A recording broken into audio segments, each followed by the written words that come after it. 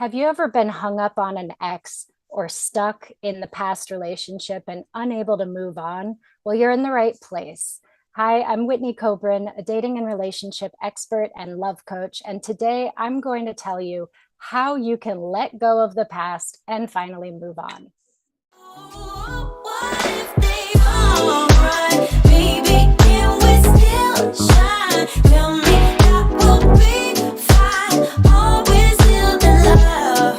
Hey, what if they all right? Baby, can we still shine? Tell me that we'll be fine. Always still in love. Yeah. What if they all right? Still shine. Tell me that we'll be fine. Always still in love. What if they all right? Baby, can we still shine? Tell me that we'll be fine. Always still in love. Oh, what if they all right? Hello, Baby, welcome, can welcome we back. still So, shine? today we're going to be talking about how to let go and move on. And this is so important. Let's think about what will happen if you don't let go. If you don't let go, you can't move on. Maybe there wasn't a happy ending from what happened in the past, but you're going to be stuck in that unhappy ending rather than being able to close that loop and be able to move on and start a new story that could have a happy ending. And we're going to look at today why it's so hard to move on and what you can do about it to actually be able to move on. So, the first thing that I want to talk about is why it's so hard. And if you've ever seen this image, I know in my psychology textbooks, it was always in there, but the iceberg, where there's a little tiny tip of iceberg above the water, but a big, huge iceberg underneath the water. Well, that is your mind.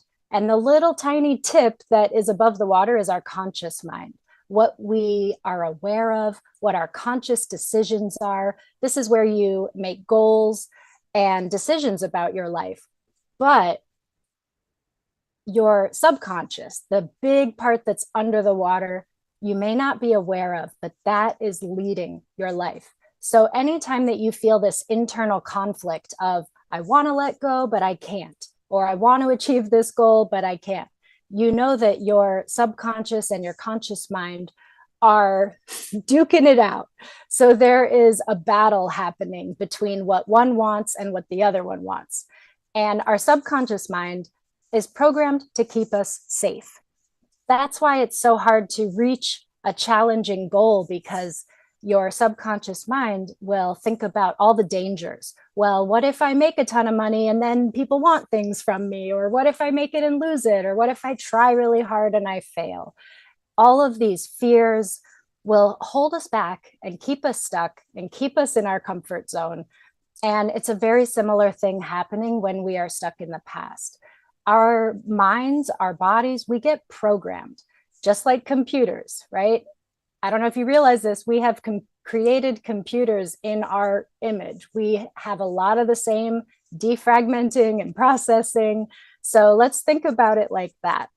When you were with that person or when you were experiencing that past event, it felt good. And you began to be programmed to want that thing, to need that, to enjoy that. Let's just assume it's a person. You're having a hard time getting over an ex. And so you're programmed by being around that person all the time that that's what you want, that is your everything. And then all of a sudden, let's say they're gone and it's over and you just can't move on. It's hard because deep down, you have these feelings that you want to stay attached, that there's hope of getting back together, that maybe this is the best you can ever do. And so the first step to being able to let go and move on is to acknowledge, what are your actual thoughts? What are you actually thinking about this? And you might have very contradictory thoughts of, I'm ready to move on and be with someone else, and I really miss this person and I wish we were still together. And just know that that's super normal to have these conflicting views. So, this is the first step.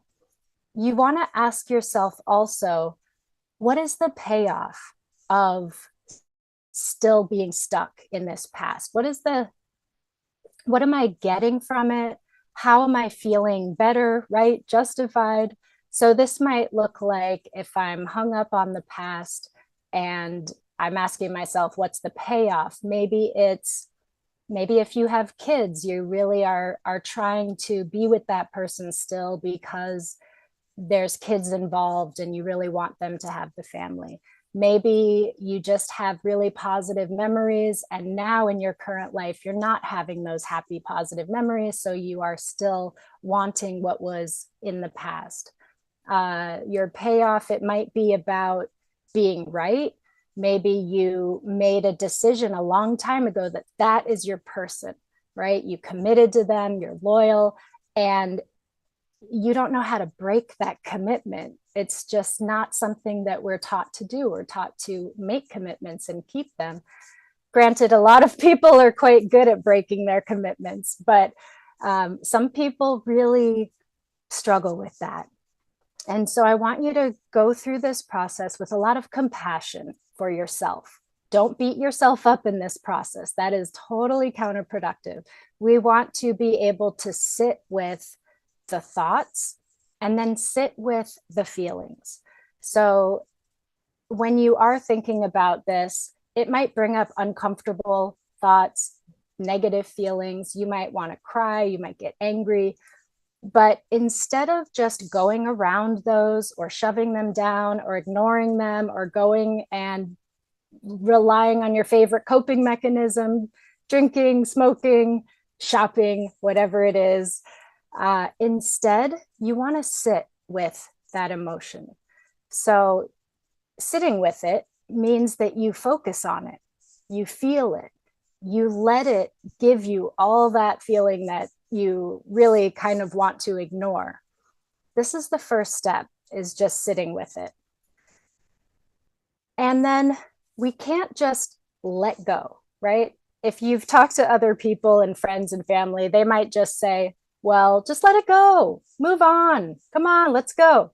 And it's just not that simple. We need to process it. We need to get through this step. So after you are able to journal and write down all the thoughts around this thing, and then sit with the feelings that come up around that for a while, right? Maybe for some people in 5 minutes, they'll feel like they've been able to feel those feelings and process it. For other people, they could sit for an hour and maybe need some more time. It's a lot like meditation. I would recommend, if you have a hard time with silent meditation, to have some music, maybe even add some movement to this practice of just sitting with the emotion. And then you want to think about, of all those thoughts that came up, which ones are you ready to let go of? So this is where we connect the thoughts from the unconscious, subconscious mind to your conscious mind. In your conscious mind, you decide, okay, I realize that I'm hanging on to this because I think that there's still hope of getting back together. But I realize there is no hope. It's not going to happen. So you need to first give yourself permission. Say, I am going to move on from this. I am going to let go of this. If you never make that decision, it's going to stick with you and be really hard. So it's going to be important for you to decide, and no one else can decide this for you. And you can only do it when you're ready to do it. But it's a huge step to decide, I'm going to let go of this belief or this thought or this tie that is tying me to this person. And then you want to visualize letting it go. So thank it, because there's been some sort of payoff, right? It's given you hope, it's given you good feelings. Acknowledge that it was there for you, but you no longer need it. And visualize sending it away. Maybe you put it in a hot air balloon and watch it float away. Maybe you drop it into the middle of the ocean, like in Titanic. Maybe you light it on fire, send it in the mail, whatever it is. Really visualize as clearly as you can saying goodbye to that belief. Another thing that you can do to make this more physical is to find an actual object that represents that person. Or maybe you just write on paper and let that paper represent this tie that's keeping you stuck and in the past, and then destroy it, rip it up. If you could safely, in a safe place, light it on fire, let it go. There's a symbolic gesture to this, but it really does help us align what we're conscious of and what we're not conscious of. So we want to acknowledge what the feelings and thoughts are that are keeping us tied to it. Sit with that for a while, feel it, let it fully incubate and fully give you the message that it needs to give you, rather than pushing it down. Even if you have felt this a lot over years or months, it's important that you consciously decide to sit with that and then make a decision that you're ready to let it go, that you're ready to move on, state it out loud, and then visualize sending away this old tie. And then bring your attention to your heart and imagine your heart just coming back together and sealing up and healing. Imagine giving this healing energy to your heart. And when it comes to our energy, where your attention goes, your energy flows. So just imagining and putting your attention on your heart will allow your energy to go to your heart space, and just giving yourself some soothing touch, holding yourself, giving yourself a hug can be very nurturing when you're going through this kind of difficult letting go process. But you want to absorb all of the healing energy that you can, because it depends how you look at this. If you look at it like, oh my gosh, I'm letting something go, I'm so scared, I don't know what's going to happen, I need that, you'll be in this panicky state. And we don't want that. That's not going to be conducive to this healing process. So instead, bring all your attention to healing yourself and feeling good about this, being proud of yourself. You don't want to stay stuck in the past forever. Part of you does, but you know that there are better things out there for you. And in order to move on and create that happy ever after, it's important that we are able to let go, move on. And I'll say something also about forgiveness. Forgiveness is not for the other person, right? If somebody has wronged you, hurt you, left you, broke your heart, whatever they've done, it sticks with us, right? That heartbreak, that anger. But when we can, if we hang on to it, it's like you're taking poison, expecting them to die. You having this stress and this anxiety and this worry about it, even again, if it's not very often in your conscious mind, but it's still in the subconscious mind, you might be dealing with a lot of stress around this and not even realize it. So you want to also be able to forgive in the process of letting go. And forgiveness, again, it's not for the other person. It doesn't matter what they did, how horrific their acts were. If you keep holding on to your anger and resentment, that's only going to be poisoning you. So again, when you're ready, this is part of the process of letting go, is to forgive, to say, I forgive. It's done. It's over. I'm letting it go. And then the next step is to solidify the new going forward and being able to move on. To solidify that, I want you to think of a thought that reinforces what you really want going forward, something that gives you hope. So some of the thoughts that you wrote down in the beginning might have been, I'd really love to be with my ex. They were the best. I'm never going to do any better. So we're letting all of those go. We're sending them away. And you want to replace it with something like, I'm excited for my future, or I know that moving on is the best thing, or I'm ready for my next step. Whatever it is, it should be something that is inspiring to you and reinforces your goals and where you want to go and what you want to do. So I know that this can be a really hard process because we want to hang on to the past. But if you want a new future, if you want to let go, and at some point, it's pretty much always going to be important to let go of something that is keeping you stuck and holding you back. So follow these steps and you'll be able to let go and move on and eventually create your own new happily ever after. All right, I'm not sure if there's something that I should do to end. Okay, 3, 2, 1, and go.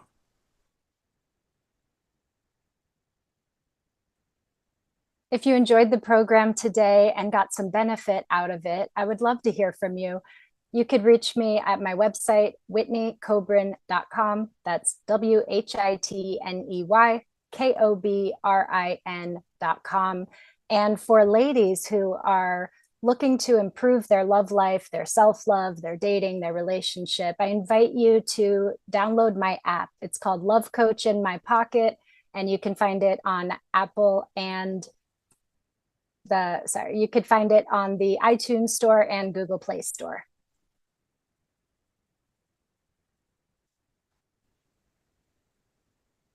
All right, 3, 2, 1, and go. If you enjoyed this program and if you got something beneficial from it, I encourage you to follow the program and also reach out to me through my website, whitneykobrin.com. That's WHITNEYKOBRIN. And if you are a lady who is looking for love or looking to improve your self-love or turn your love life around in some way, please download my app. It's Love Coach in My Pocket, and there are courses and community and lots of resources for you there.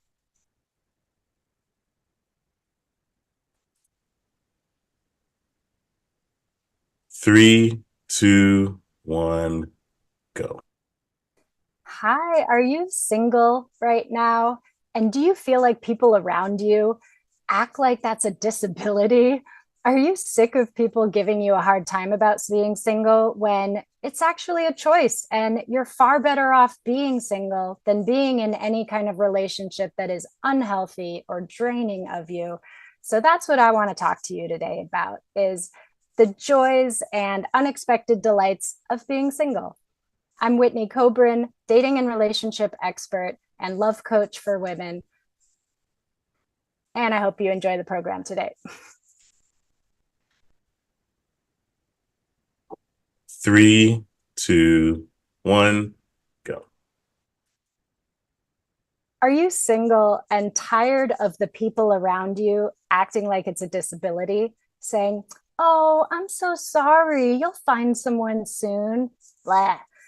That's what I want to talk to you today about. I'm Whitney Kobrin, a dating and relationship expert and a love coach for women. And I want to talk about being single by choice and the unexpected delights of being single.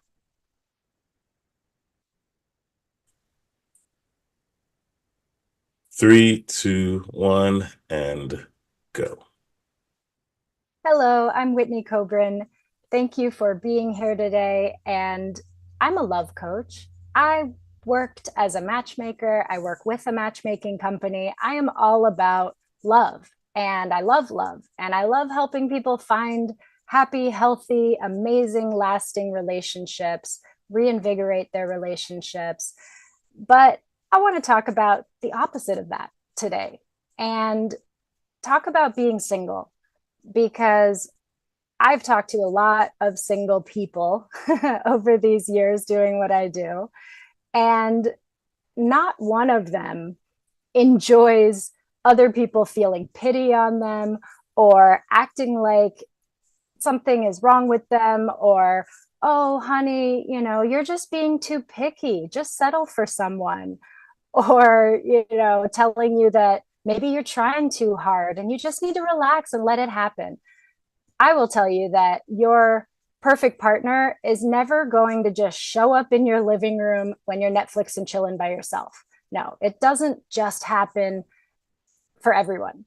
It does take some effort. It does take some work, and I bet you've tried the dating apps and websites. You've gone on blind dates. You've worked on yourself and read all the self-help books.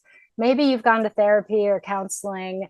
And if you're still single, I just want to say there's nothing wrong with you, like, at all. Being single is not a bad thing. So I want to talk about some of the unexpected delights and good things. Number one is, if you have ever been in a relationship that is toxic or unhealthy or not fun, then you know that it's far better to be single than to be in a relationship like that. And so I know there's a lot of people out there that would just rather be with somebody than be alone. And they're putting up with a lot, and they're suffering, and they're holding things in. And so when you're single, you don't have to deal with that. You don't have to deal with that toxic energy. You are free to make your own decisions. Um, and if you are single and just taking a break, right? Because there's different ways of being single. One is maybe you're single, but you are actually seeing people and dating people. You're just not in a relationship yet. And that could be really fun. I love that phase. And I know it gets a bad rep because dating is complicated these days. And there are catfishers and ghosters and the guy on the oil rig that says that he needs money for his son, and these scammers. And yeah, I've seen it all. I know that it's not fun, and people can really burn out on that. So if you are somebody that's been single and you've tried dating and you put it all out there and it just got overwhelming and tiresome and felt like you were spinning your wheels, swiping and texting, and nothing's really leading anywhere, you are not alone.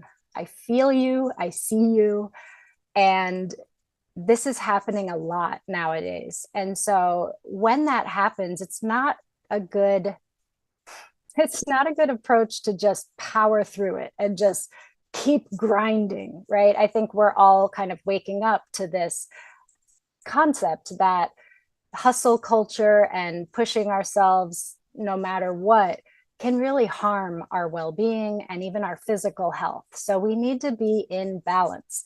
So that means maybe you let up off of the dating apps and take a break and use that time for yourself, whether that means starting a new workout routine or starting a social activity, right? There are so many options. And just because somebody's single, it doesn't mean that they're lonely. And it certainly doesn't mean that they have to be lonely.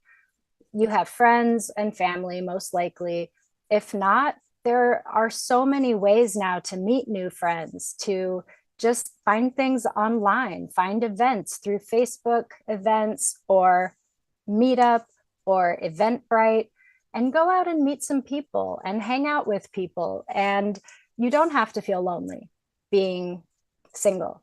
And if you are single and looking, I encourage you to not only go to singles events and like looking for that person. Be open to making friends. I know when I met my late husband, it was because I had made some new friends on Meetup. And then I started hanging out with them. And then they invited me to their friend's party. And then I met more people there. And it just kind of happened as this chain of events. And so when you're too focused on one singular outcome, like I'm going to this speed dating event and I want to find my partner, then if that doesn't work out, you could end up really disappointed. So we want to take the pressure off, keep it kind of casual, allow yourself to be relaxed and be yourself, be authentic, be true to yourself and how you're feeling, and enjoy it. Enjoy yourself. It's like when someone really wants a baby, it's worth enjoying the time before the baby, because that's going to change a lot when all of a sudden you don't have time to yourself very often. So while you're single, I encourage you not to look at it as a bad thing and feel lonely, and definitely don't get lost in your head with, the downward spiral of, I must not be lovable, I must not be good enough, it's never going to happen for me. None of that is helpful, and I hope you don't do that. And I hope that if that starts to come out, that you have some sort of tools or practice like self-compassion or meditation or embodiment or movement or something where you can get yourself back into out of that negative spiral.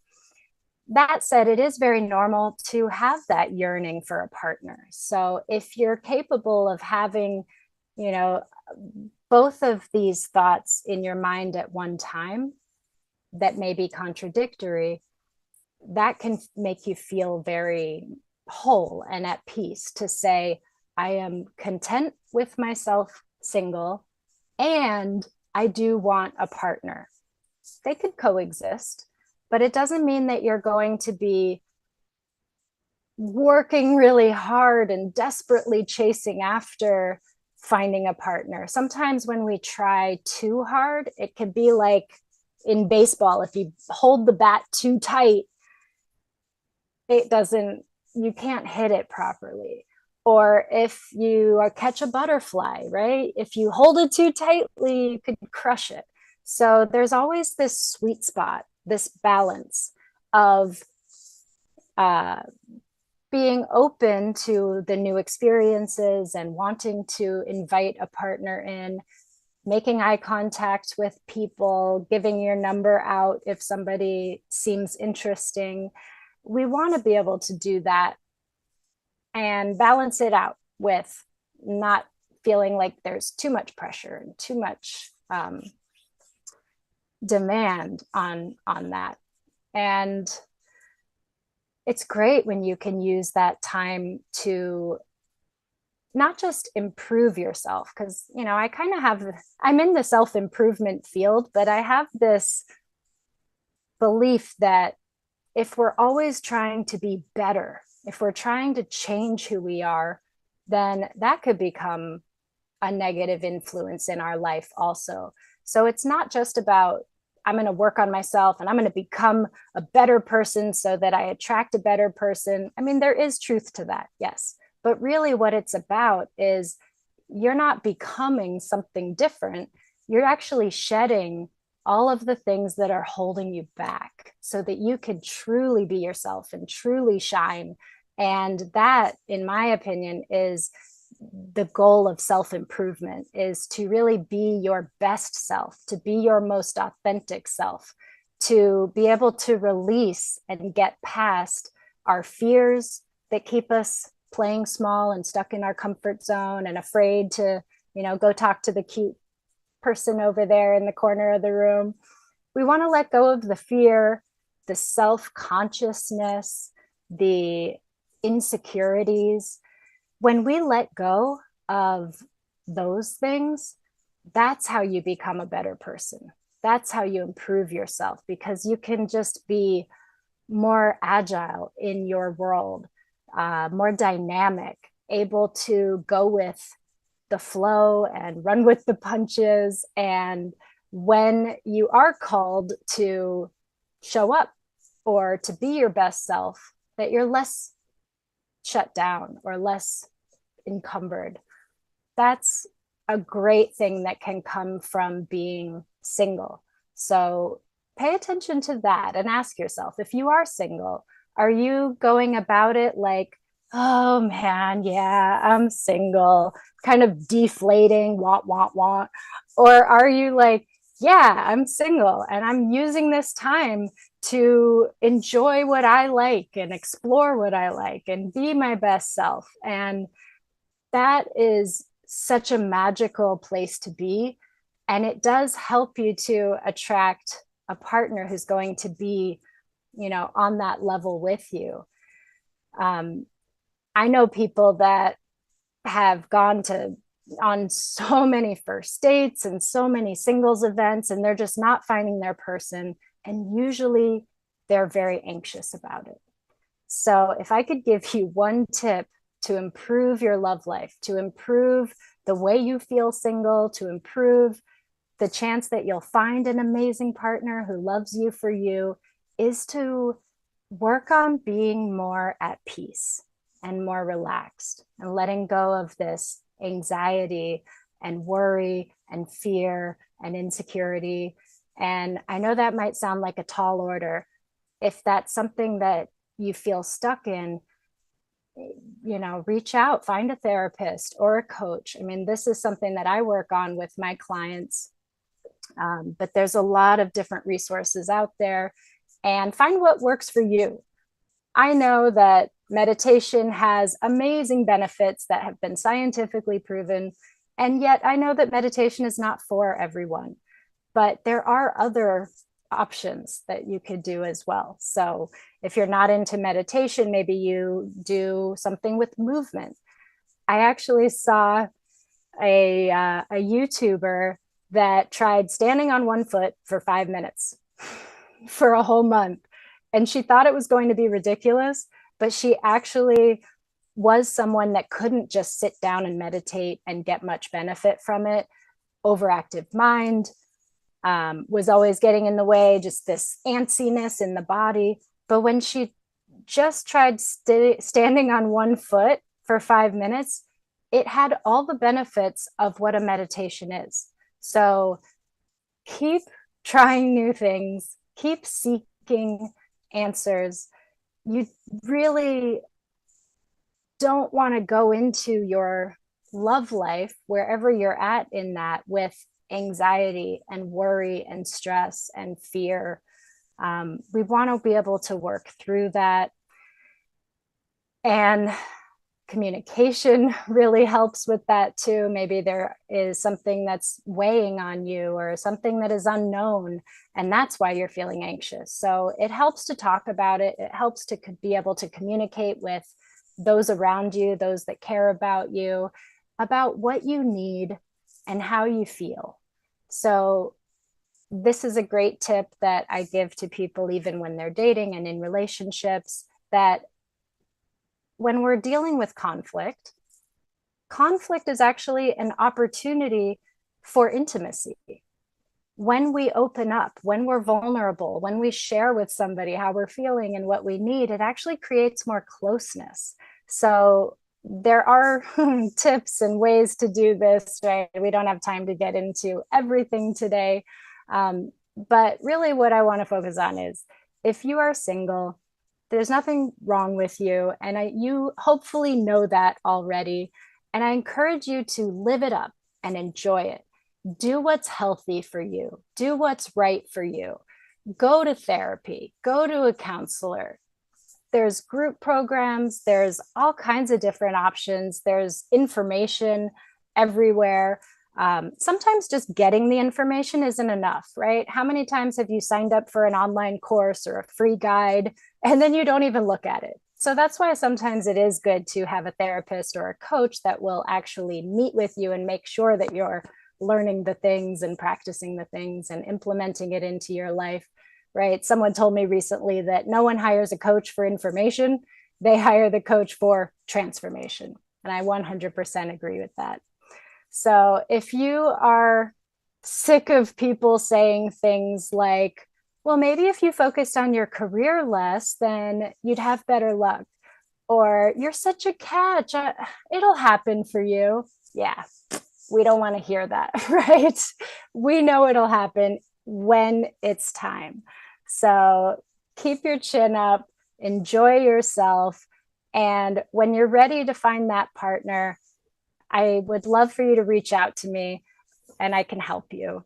You can reach me at whitneykobrin.com or download my app, which is Love Coach in My Pocket. Thanks, and see you guys next time.